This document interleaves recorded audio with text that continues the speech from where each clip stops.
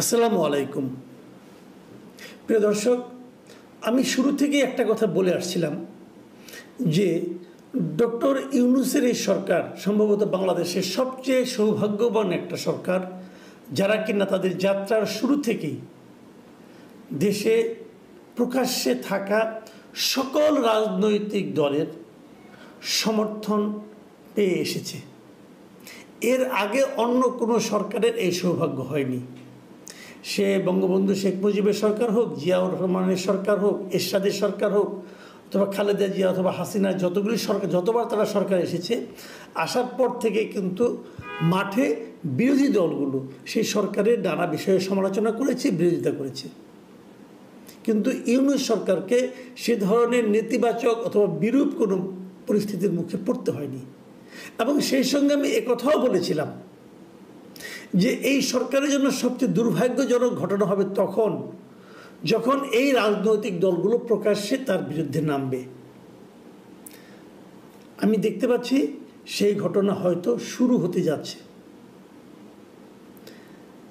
এর আগে বিচ্ছিন্নভাবে বিএনপির দু একজন নেতা বলেছিলেন, কিন্তু এবার বিএনপির একদম কেন্দ্রীয় পর্যায়ের একজন নেতা, বিএনপির যে সর্বোচ্চ বডি, যে বিএনপির স্থায়ী কমিটি, সেই স্থায়ী কমিটির সদস্য মিস্টার মির্জা আব্বাস যে ভাষায়, যে ভঙ্গিতে এই সরকারের সমালোচনা করলেন, আমার ধারণা এখান থেকে বিএনপির পলিটিক্যাল স্ট্যান্ড এই সরকারের জন্য উচিত হবে উপলব্ধি করা এবং সেই অনুযায়ী কাজ করা।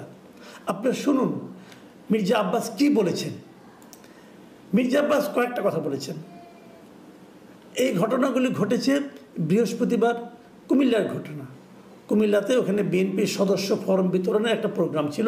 প্রোগ্রাম খুব একটা ইম্পর্টেন্ট না, বাট সেখানে মির্জা আব্বাস ছিলেন। মির্জা আব্বাস এখানে কয়েকটা কথা বলেছেন।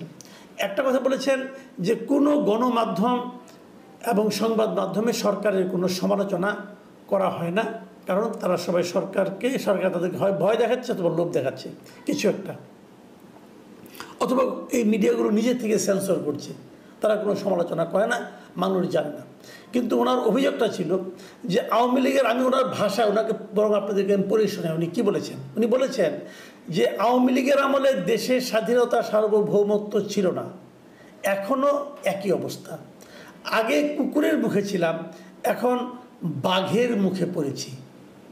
খেয়াল করুন, মানে উনি বলতে চাচ্ছেন যে আওয়ামী লীগের আমলে আমরা ছিলাম কুকুরের মুখে, মানে আওয়ামী লীগকে উনি কুকুরের সঙ্গে তুলনা করেছেন, আর ডক্টর ইউনূসের সরকারকে তুলনা করেছেন বাঘের সঙ্গে। এবং উনি আরও বলেছেন যে আমরা নির্বাচনের কথা বলছি, কারণ আমরা দেখতে পাচ্ছি আমাদের দেশের স্বাধীনতা ও সার্বভৌমত্ব নিরাপদ নয়।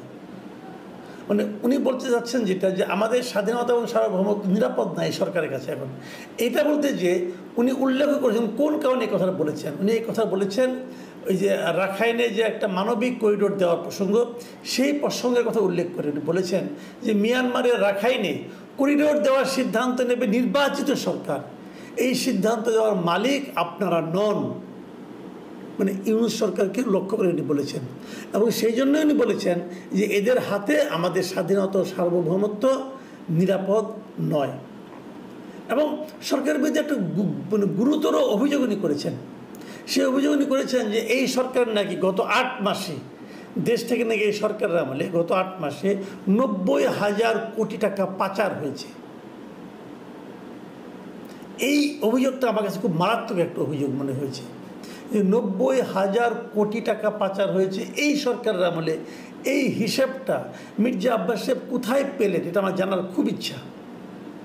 আমি তাকে কিন্তু উড়িয়ে দিচ্ছি না, কারণ ওনার মতো লোক এরকম আবল তাবল কথা বলবেন, মাঠ গরম করার জন্য বলবেন, এটা আমি নিজে বিশ্বাস করি না। উনি একটা বড় নেতা, বড় দলের বড় নেতা, ওনার কাছে নিশ্চয়ই একটা হিসাব আছে। মানুষকে বিভ্রান্ত করাও তার কাজ হবে না। ওনার উচিত হবে বলা যে কী কারণে এই ফিগারটা উনি 90,000 কোটি টাকা পেলেন, কোথায় পেলেন, কিভাবে পেলেন। এই হিসাবটা ভাই আমি একটু জানতে চাই, কারণ এ ধরনের কাজ যদি এই সরকার করে থাকে তাহলে আমি তো মনে করি দেশের জনগণের উচিত হবে এখনই এই সরকারের বিরুদ্ধে আন্দোলনে নামা, যে আন্দোলনের নেতৃত্ব আমরা বিএনপির কাছ থেকে আশা করি। আর যদি অভিযোগ সত্য না হয়, আর যদি এই অভিযোগ কেবল কথার কথা হয়, তাহলে এ ধরনের ফালতু কথা বলার জন্য মির্জা আব্বাসের বিরুদ্ধে বিএনপি কর্তৃপক্ষ ব্যবস্থা নেবে, এটাও আমরা আশা করি। আমরা 90,000 কোটি টাকা পাচার হয়ে যাবে এমন কোনো অন্তর্বর্তী সরকারকে চাই না। বিপরীত দিকে 90,000 কোটি টাকার একটা অভিযোগ, ফালতু অভিযোগ কেউ উচ্চারণ করবে, সেটাও আমরা চাই না। এ দুটোর একটা সমাধান হওয়া উচিত। আমি সরকারকে বলবো, আপনি এটা প্রতিবাদ করুন, অথবা চুপ করে থাকলে প্রমাণ হবে, বাংলাদেশ বিশ্বাস করবে যে অভিযোগ সত্য। পাশাপাশি মির্জা আব্বাসকে বলবো, আপনারও দায়িত্ব হবে এই অভিযোগের সত্যতা প্রমাণ করা, অথবা দেখিয়ে দেওয়া, অথবা একটা হিসাব দেওয়া, কেন আপনার কাছে মনে হলো যে 90,000 কোটি টাকা পাচার হয়ে গেছে, এটা আমরা জানতে চাই। আর সেই সঙ্গে বিএনপির শীর্ষ কর্তৃপক্ষকে বলবো, যদি 90,000 কোটি টাকা আসলে এই সরকারের আমলে পাচার হয়ে থাকে, তার জন্য আপনারা আন্দোলনে মাঠে নামুন। কারণ এই 90,000 কোটি টাকার কথাটা বলাটা এই জাতির জন্য আপনাদেরই একমাত্র গুরুত্বপূর্ণ দল, আপনারা সবচেয়ে বড় দল, আপনাদের দায়িত্বের মধ্যে পড়ে। যাই হোক, এইগুলো একটা অভিযোগ। আরেকটা কথা উনি বলেছেন, সে কথাটা আমি আলোচনা করবো। উনি বলেছেন যে বিএনপির বিরুদ্ধে যে চাঁদাবাজির অভিযোগ তোলা হয়েছে সেটাকে উনি বাতিল করে দিন। উনি বলেছেন যে এখন তো বিএনপিদের যদি কেউ চাঁদাবাজি করে থাকে, এখন তো বিএনপি ক্ষমতায় নেই, যদি কেউ চাঁদাবাজি করে থাকে তাকে আপনারা ধরেন।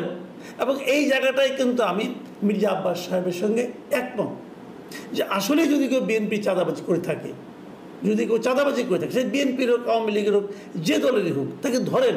এবং এই ধরার দায়িত্ব কিন্তু সরকারের। এই সরকার সেটা না ধরে কেবল ঢালাওভাবে বিএনপিকে ডিফেম করার জন্য, বিএনপিকে সাধারণ মানুষের কাছে মানে তার বদনাম করার জন্য যে বলে বিএনপিরা চাঁদাবাজি করছে, এটা ঠিক হবে না। তবে এটা ঠিক, বিএনপির মাঠ পর্যায়ে চাঁদাবাজি হচ্ছে, দখলদারিত্ব হচ্ছে, এটা আমি নিজেও অনেক সাক্ষী। আমি তো বাংলাদেশের নাগরিক, তাই না? আমি প্রয়োজন এগুলি একদম টু দ্য পয়েন্টে উদাহরণ দিয়ে দেখিয়ে দেবো কোথায় কোথায় বিএনপির লোকজন, ছাত্রদলের লোকজন চাঁদাবাজি করছে এবং দখলদারি করছে, জবরদখল করছে। এরকম অনেক উদাহরণ আমার কাছেও আছে, সেগুলো আমরা দেখিয়ে দেবো। কিন্তু তারপরে আমার কথা, যদি এরকম করে থাকে, সরকারের তো উচিত, সরকারের আইন শৃঙ্খলা বাহিনীর তো উচিত, পুলিশের তো উচিত ওই লোকগুলিকে ধরা। পুলিশ কেন ধরে না? তার মানে সরকারকে তাদেরকে ধরতে না করেছে? এমনও হতে পারে কিন্তু সরকার বললো তোমাদেরকে ধরো না, বিএনপির বদনাম টদনাম হোক, এরকমও হতে পারে। সেই বিষয়গুলি কিন্তু দেখতে হবে। সবচেয়ে বড় যে অভিযোগটা মির্জা আব্বাস করেছেন এই সরকারের উপর, সরকার প্রধানের উপর, সেটা বলেই আমি আলোচনা শেষ করব। তিনি বলেছেন কীভাবে, আমি হুবহু আপনাদের পড়ে শোনাই। তিনি বলেছেন, সিন্দাবাদের বুড়ো আমাদের ঘাড়ের উপর চেপে বসেছে, ঘাট থেকে আর নামতে চান না, ওনাকে ঝাঁকি দিয়ে ঘাট থেকে নামাতে হবে। বুঝতে পারছেন সিন্দাবাদের বুড়ো কাকে বলা হচ্ছে? আপনাদের নিশ্চয়ই মনে আছে সিন্দাবাদের বুড়োর সেই কাহিনী। আরব বুড়ো যিনি সিন্দাবাদের গল্প নিশ্চয়ই আপনি পড়েছেন। এই সিন্দাবাদ যাচ্ছিল এক জায়গায়, একটা বুড়ো হাঁটতে পারছিল না, সে বলছিল আমাকে একটু কাঁধে নিয়ে একটু যাও, আমাকে একটু উপকার করো। এবং যখন সে কাঁধে নিয়ে যখন তাকে ওই জায়গায় গিয়ে তাকে নামাই দিতে চায়, সে আর নামবে না। সে কতভাবে চেষ্টা করে, ঘাট থেকে তাকে আর নামাতে পারে না। তো আমাদের দেশের উপর, আমাদের জাতির উপর, আমাদের মানে উপর এরকম কি কোনো বুড়ো প্রথমে অসহায় ভাব নিয়ে এসে বসেছিল এবং সেখান থেকে নামতে চাচ্ছে না? কে সেই বুড়ো? ইঙ্গিতটা কোন দিকে নিশ্চয়ই বুঝতে পারছেন। এটা তো খুবই স্পষ্ট, ইঙ্গিতটা ডক্টর ইউনূসকে লক্ষ্য করে। এবং তারপর বলতে চাচ্ছেন যে উনি ঘাট থেকে নামতে চান না, ওনাকে ঝাঁকি দিয়ে ঘাট থেকে নামাতে হবে। এটাও কিন্তু একটা বড় অভিযোগ। ডক্টর ইউনূস এই বিষয়টাকে এখন কীভাবে মূল্যায়ন করবেন? আমি আগেও বলেছিলাম যে বিএনপির চাওয়াটা সরকারের কাছে কী ছিল? চাওয়াটা ছিল যে একটা নির্বাচন দেওয়া দ্রুততার সঙ্গে, এবং সেই সঙ্গে একটা নির্বাচনের রোড ম্যাপ ঘোষণা করা। এই সরকার কেন তা করছে না? এবং করছে না বলেই কিন্তু এখন এই সমস্ত কথা এই বৃদ্ধ বয়সে ডক্টর ইউনূসকেও শুনতে হচ্ছে। আমি ডক্টর ইউনূসকে অনুরোধ করব যে দ্রুত আপনার করণীয় কাজগুলো করুন। যে প্রক্রিয়া করছেন এটা কোনো ভালো প্রক্রিয়া না। এইভাবে যদি করতে থাকেন আরও অনেক কথাই শুনতে হবে, আর অনেক কথা আপনার জন্য আপনার জন্য সম্মান বয়ে আনবে না। এবং মানুষ কিন্তু মিলিয়ে দেখবে অভিযোগগুলো কিন্তু একদম মিথ্যা না।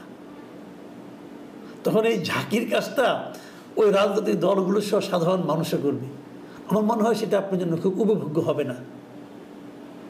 প্রিয় দর্শক, এখন এ পর্যন্তই। আল্লাহ হাফিজ।